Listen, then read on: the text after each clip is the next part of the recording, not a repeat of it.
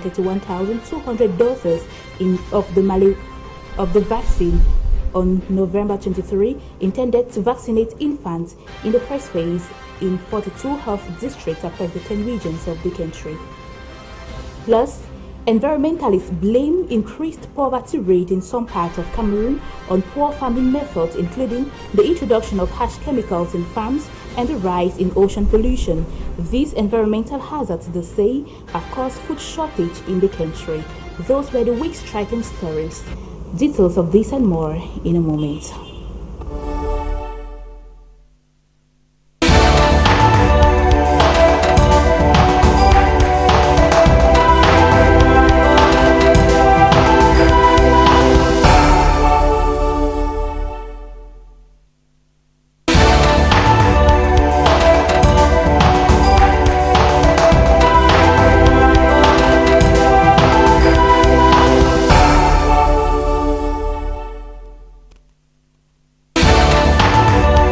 You're welcome back. I am Cynthia Latu. Poor kitchen hygiene practices often lead to the infection of communicable diseases. In the upcoming report, nursing students of the University of Boya caution the public against the dangers of bacteria in the kitchen. Details with Rita Mafani. Health being a state of complete physical, mental, and social well-being void of diseases or infirmity is a very important aspect in our lives, as little or nothing can be done when in a state of ill health. So, it is vital to be cautious about one's health and take steps to prevent illness and diseases. Improving and maintaining a healthy lifestyle involves aborting certain habits or practices in our daily routines, which over time leads to infection or diseases. One of such is keeping our environments clean, most especially kitchens and toilets. When you're finished on the kitchen, ensure that you always clean the surrounding, clean the surfaces. Then your plates too. There's a way that we wash plates and we just air them. We just put them anyhow. We just expose them. Yes. Some people don't want to put them under the sun. Like when they are done washing, they drain it there before putting it. So the container, the basket, or whatever you use to present your plate, it should be clean as well.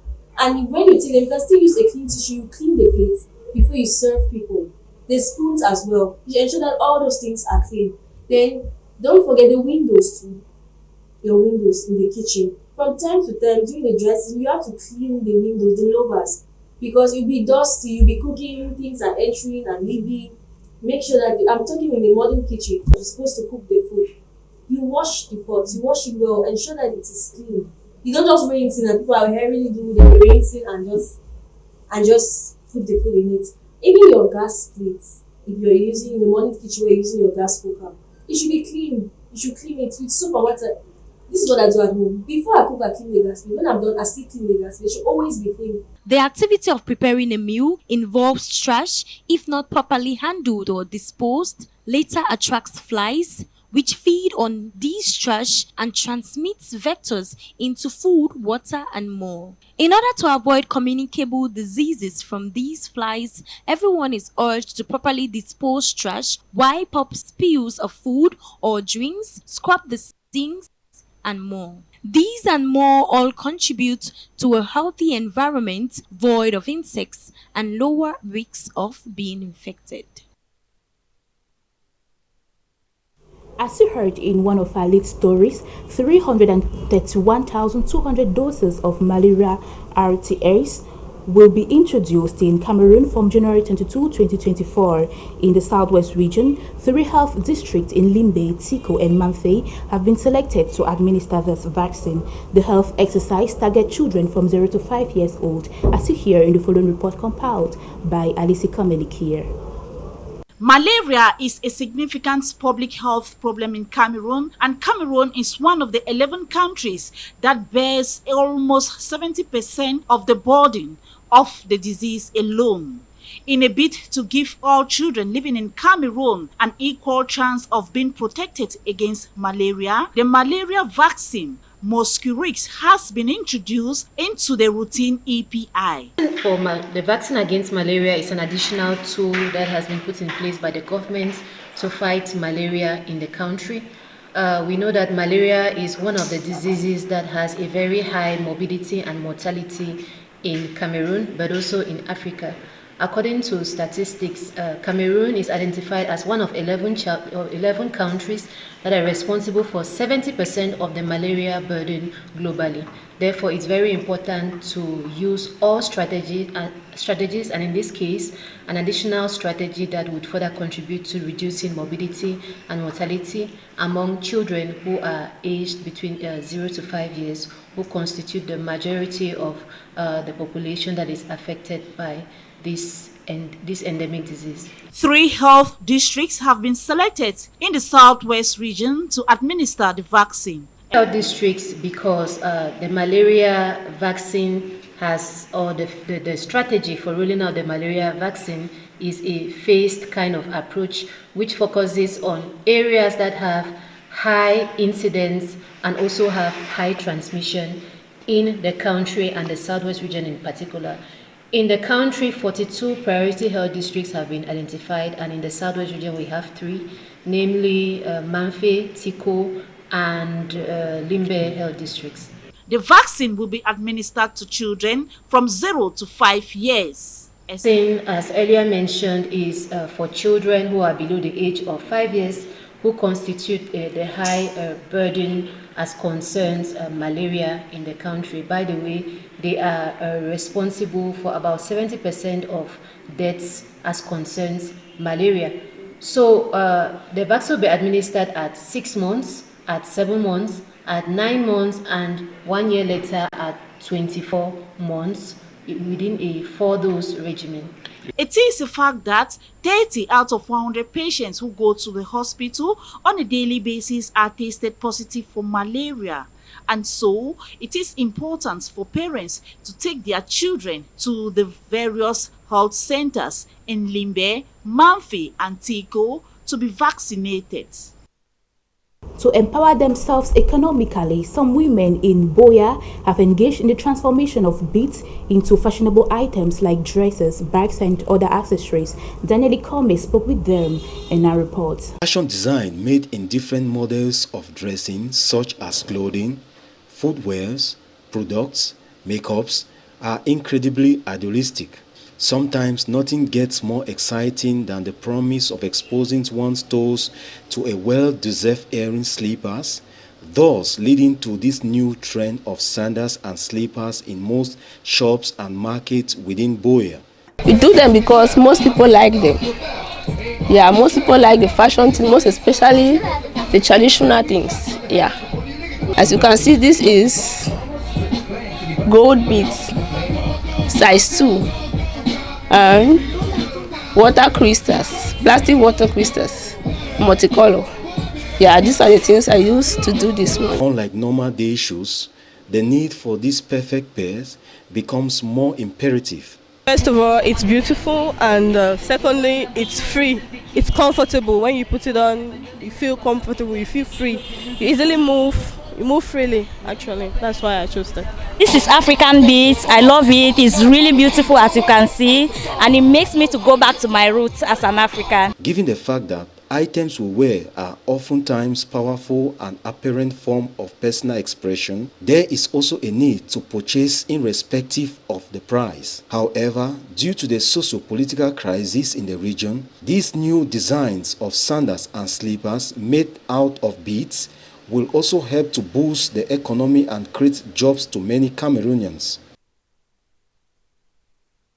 As the society advances, women and girls break stereotypes the more, participating in all jobs, picking up challenges, and upholding tasks formerly male-dominated. Alice Comedy here has more in the following report.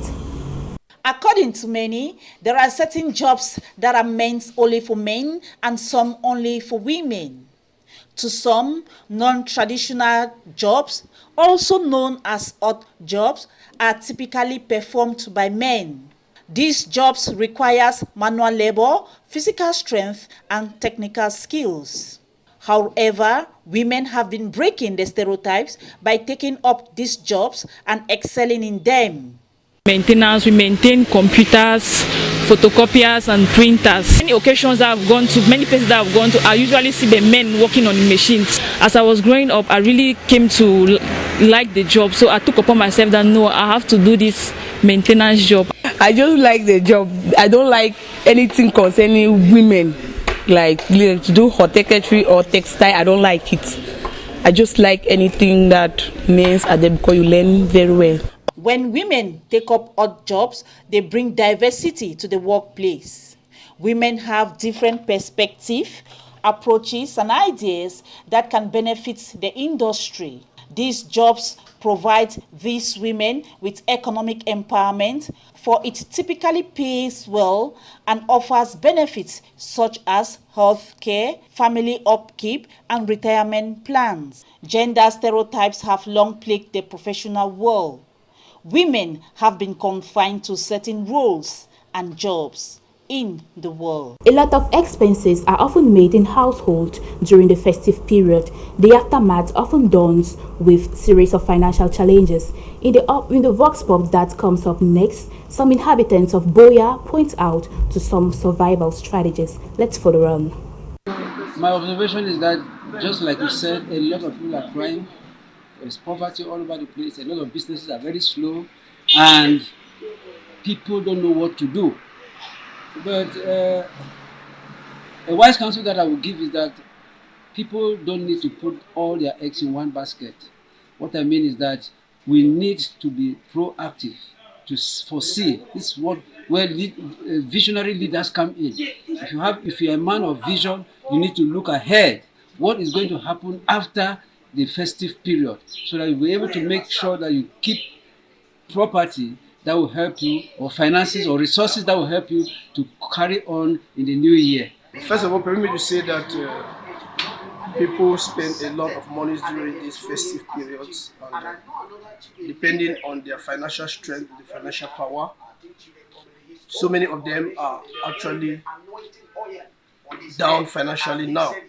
But one of the advice I wish to give is that people should plan their lives, plan this festive period, because it is something which is happening every year. In as much as the means are not there, people should be able to spend judiciously, spend little, and be able to keep something for the month of January, because the month of January is always referred to as a very long month. So don't spend carelessly, don't spend anyhow. Be able to keep some money for January. I know many people are really financially down, and it's not very easy for them, but the wisdom behind all this is that you should spend wisely during December period. Don't spend anyhow. Christmas is like the same day that you live from January to December. Just cook moderate, buy moderate drinks and share with friends, and be able to keep something for the month of January, so that you should not fall prey into the issue of being financially stressed and financially down during the month of January. Yeah, actually it's very difficult because of the feasting period. People put in a lot of money for the feasting period. January observing, I've just realized that people are in difficulties now. It's just by faith. God is just helping, like people of God. But the difficulties, if you move around, you see even businesses are slow. A lot of things are slow because it happens every year. After feasting, January, people say things are difficult, and it's actually true. I think to me now, I'm praying that next year or in feasting time, people should reduce their expenditures, because these are the cause of the poverty in January. During those periods in December, people spend a lot, and January has been difficult just because. So people should reduce their way of expenditure. And like you asked, how do you look at it observantly? I'm observing, I'm seeing families, I'm seeing even the town itself is showing to you that January is really difficult. And so I think it's a true fact that January is always difficult because of the feasting time. So I think that we should only try to adjust it so that we shouldn't have difficult Januaries. Away from that, farmers in the southwest region have been called upon to engage in best environmental practices in order to conserve the soil and the ocean. The call was recently made by the environmentalist Yoma Jose, who also encouraged all to play a great role in environmental conservation. Details in the upcoming report by Alice Kamelik here once more. It is a fact that human activities are affecting the environment negatively. Recently, the world has been facing different types of natural disasters, claiming lives. Most importantly, farming, which is one of the areas many are advised to venture into for posterity, is affecting the soil negatively as a result of poor practices. Some of us farmers go into the farms and we burn.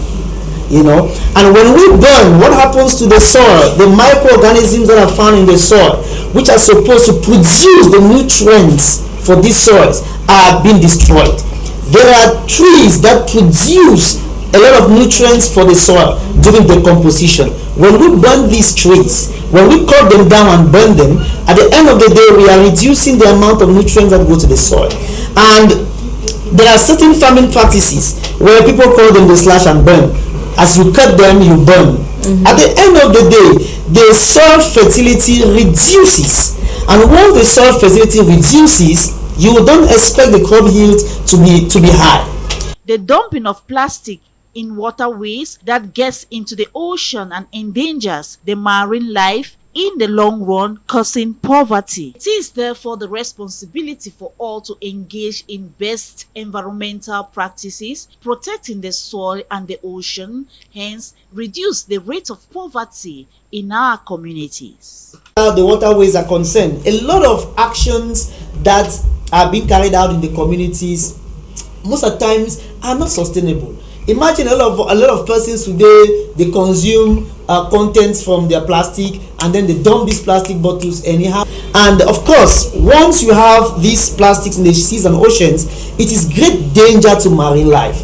More often than not, the plastics are being indigested by the marine life. Fish get to swallow these plastics, and once they indigest this, there's no way they can survive and they keep dying. And that is why you find out that those who are actually doing the exploitation of the seas and oceans for fish, they will not have a good harvest. And once this doesn't happen, you discover that those women who basically are roasting fish to make a living don't have the fish. And that is how the turnover reduces. It is therefore the responsibility for all to engage in best environmental practices, protecting the soil and the ocean, hence reduce the rate of poverty in our communities. The first working session ahead of the National Youth Day celebration on February 11 has concluded in Buea. The meeting that unfolded over the week was presided over by Governor Bernard Okalia-Bulai. Let's hear the details in the upcoming report. In preparation of the 58th edition of the National Youth Day slated to take place on February 11, a working session has taken place in Buea, chaired by the Southwest Governor Bernard Okalia-Bulai. The aim of the session was to evaluate last year's edition while planning for this upcoming event. Gentlemen, as you can certainly understand, the result of this working session is to enable us to evaluate our performances during last year's celebration on the one hand, and reflect on some specific aspects and strategies to boost this year's edition on the other hand, which is barely a month away. Various committees were put in place and everyone charged to take up responsibility for a successful celebration. The National Harmonized Program that was made public was read. Activities like Youth Camp, that is to take place in Yaoundé, youths from different countries dressed in different traditional regalia, marching past the grandstand, are some of the things expected to be seen on the 11th of February 2024.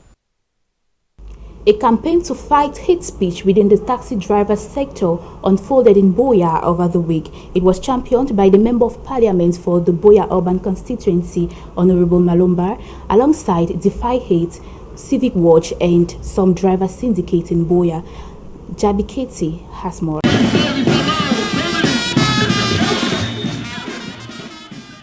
An ambience-filled caravan, chanting songs and messages against hate speech from Checkpoint Moliko to the DO's office Buea, championed by the Member of Parliament for the Buea Urban Constituency, Honorable Malumba Esembe, alongside the non-governmental organizations Defy Hate and Civic Watch, with a trunk of taxi drivers and civil society actors in the town. The event themed the Buea Hate-Free City campaign took off on January 6, 2024, with the campaigners welcomed at the DO's office by administrators and traditional rulers. We have all noticed that in the past few years in particular, there was an upsurge of hate discourse. And we thought that especially in the taxi sector, which is a vehicle, an arena which we all use from the very young to the old, we should be able to start this campaign, Stop But More, which is all about eradicating hate speech. We saw taxi drivers who stopped business for over 4 to 5 hours and marched and chanted messages which to them and to us go a long way to change narratives as fighting hate speech is concerned. We didn't only see them chant messages, but they handed over to authorities of this town a declaration that they are taking upon them to engage and decide not to actually spread hate speech via taxis. At the DO's office, the taxi drivers were further sensitized against spreading hate speech. As an extension of compassion to taxi drivers who have been victims of the socio-political crisis, cash donations and gifts were handed over to the affected drivers and their families by the Member of Parliament and other well-wishers. So we are here to fight against hate speech. So we build the living together to be stronger. We have lost so many drivers. The taxi driving sector in Buea has been paying for so many years now. So today we saw something else. We didn't expect what had just happened here today. Thank the government and thank the honorable who give way the gift. Thank all everybody. At a time when Cameroon is plagued by several expressions and actions of hate speech, armed conflicts, plus intertribal clashes, such a gesture comes in handy to foster living together, and it is hoped that it be extended to other parts of the Southwest region and beyond.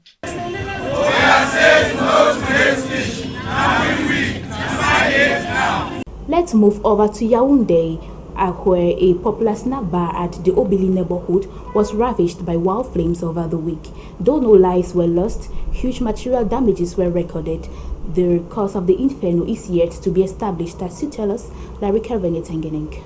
The population of the Obili neighborhoods in the Yaoundé 6th Council area this early morning were taken aback by wild flames that ravaged a Sweet Life snack bar this Wednesday morning of 10 January 2024.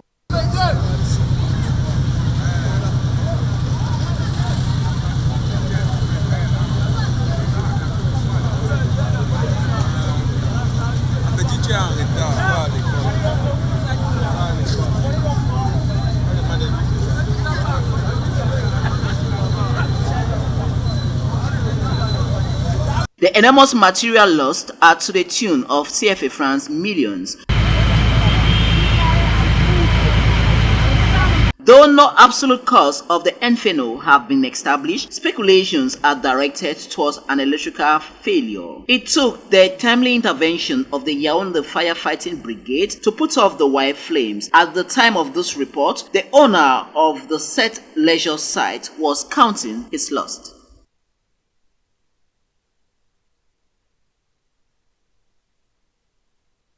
Away from that, as appreciation for his work done to Buea and the nation Cameroon at large, the Member of Parliament for the Buea Urban Constituency, Honorable Malumba, recently received blessings from Fako chiefs. He was recently honored with a title in recognition of the efforts made. Jabi Katie has more.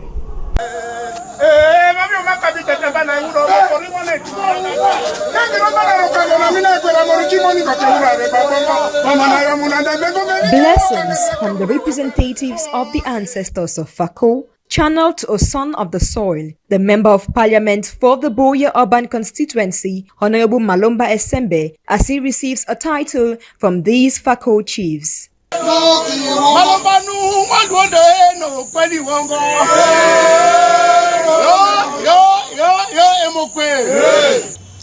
That title is Mavango.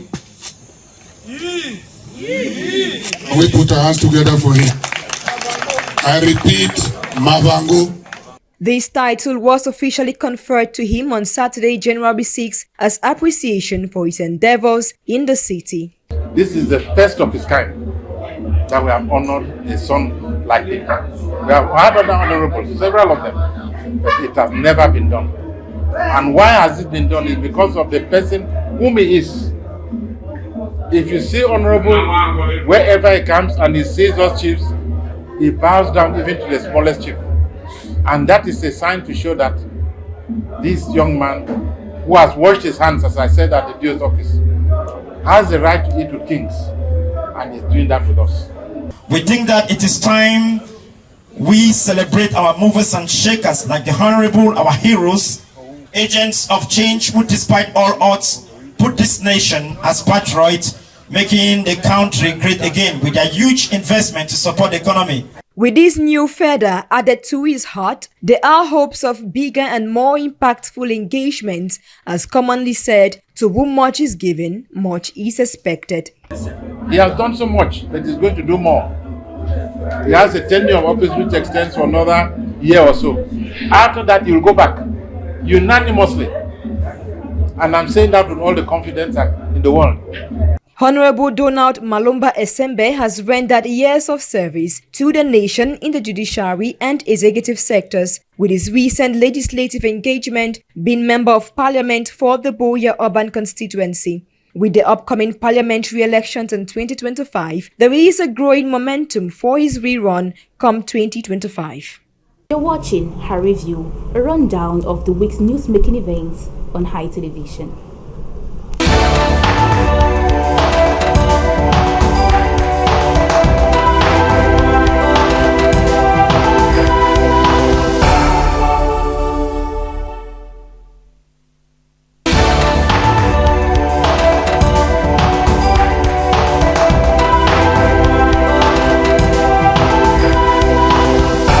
Some 44 notables have been installed in the first-class chiefdom of Buea. The recent exercise was carried out by His Royal Majesty Robert Esuka Endele, who said that they had shown interest in community development. Alice Kamelik here tells us more.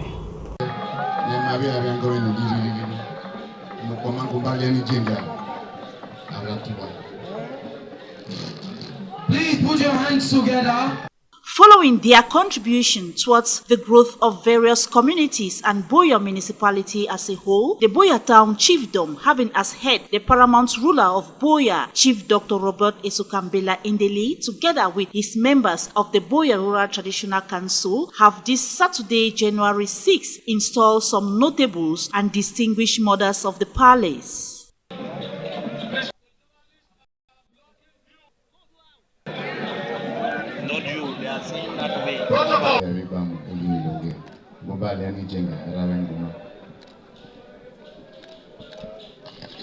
Please put your hands together for him.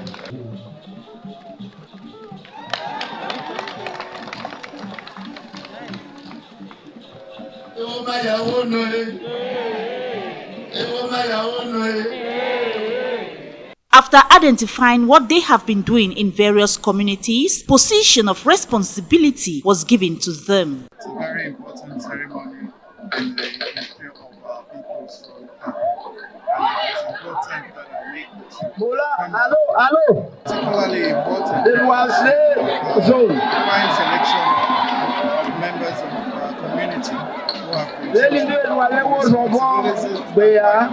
There's a lot of contribution to the expected. Very more deserving Fako persons to be a notable in the Paramount Chiefdom of Boya. I want to say very sincerely that I'm thankful to His Royal Majesty Chief Dr. Robert Isukabela Edili. And I think one of the things that comes across with this distinction is that, you never throw pillings on a fertile land like the Fako lands.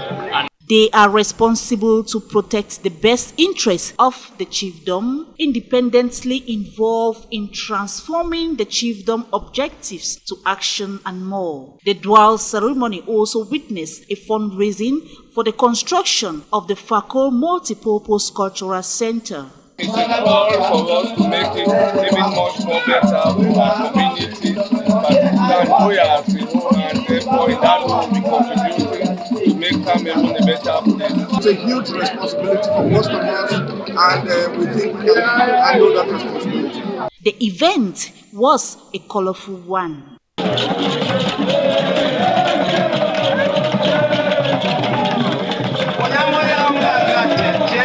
Cameroon, a country endowed with rich cultural diversities. Let's zoom into some ethnic groups in the country in the following report.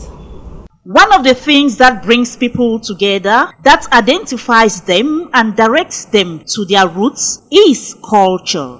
Cameroon is a country with diverse culture, estimated to have about 250 ethnic groups. The different cultural dances,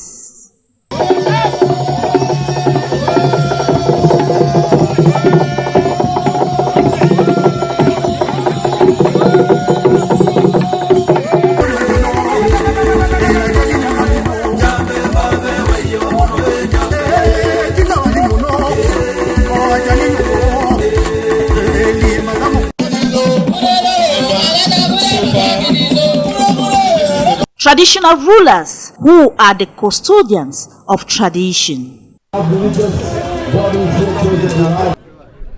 All of us have to put hands together to work for this peace that we have struggled hard to bring back, for us to retain this peace and maintain it.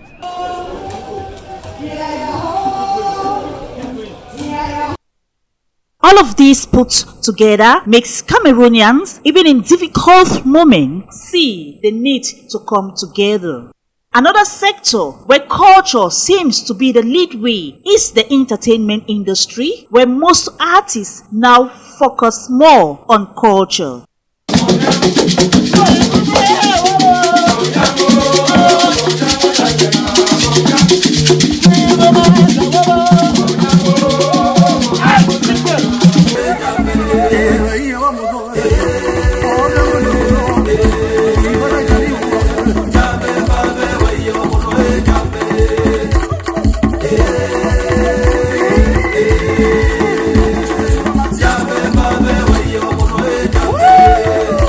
In Cameroon, the phrase, "we are proud of who we are," makes everyone to hold in high esteem their custom and tradition. Needs not emphasize on the traditional regalia, since it is a fact that it has gone beyond the borders.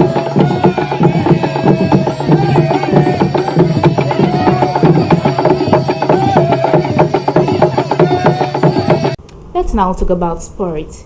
In build-up to the 29th edition of the Mount Cameroon Race of Hope, the organizing committee of the competition have held a press conference in Boya.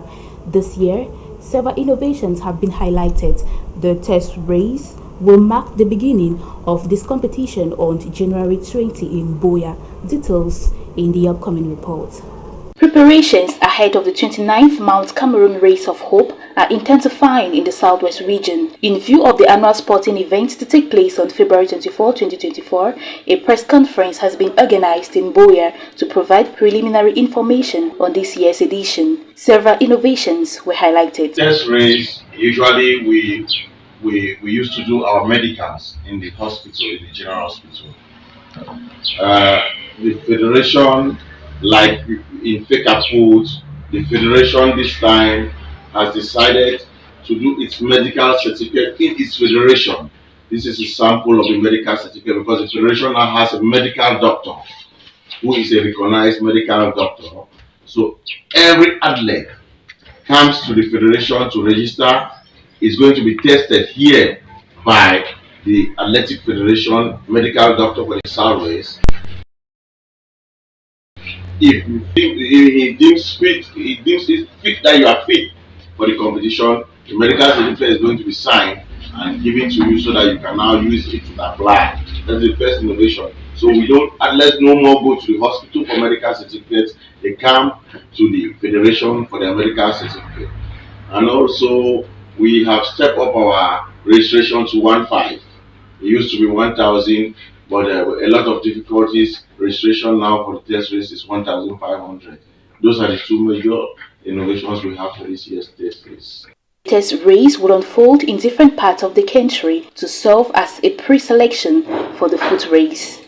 In the Southwest region, this phase of the competition unfolds in Buea on January 20 from the Moliko Stadium to the intermediary Hurt and back. Nous sommes à quelques jours de la course du test race qu'on appelle, course de présélection pour les athlètes du Sud-Ouest, même d'ailleurs, qui voudraient bien se présélectionner ici pour la 29e édition de la course du Mont-Carmel. Déjà, tout est fin prêt.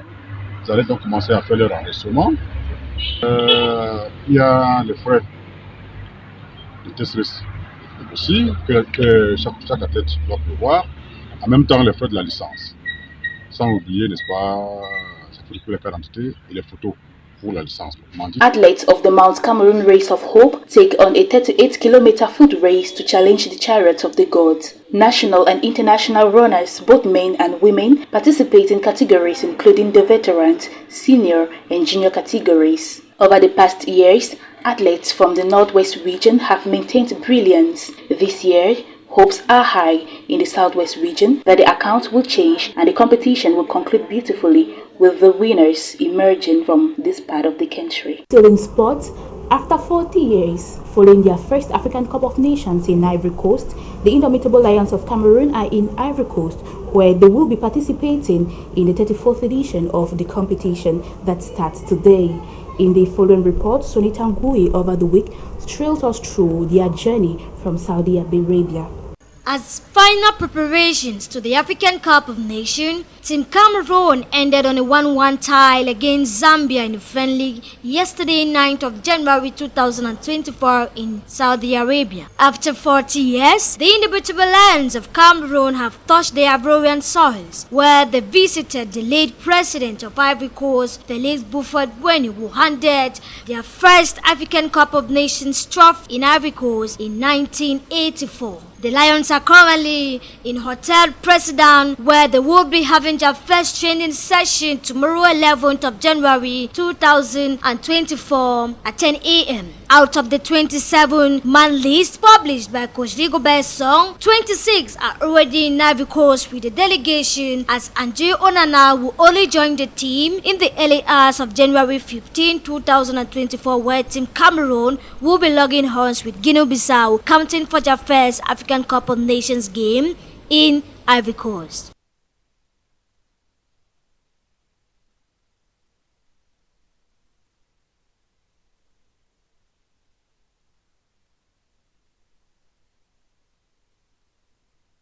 We now take you in the report that comes up next to the different stadia that will host the different matches in the biggest African football competition this year in Ivory Coast.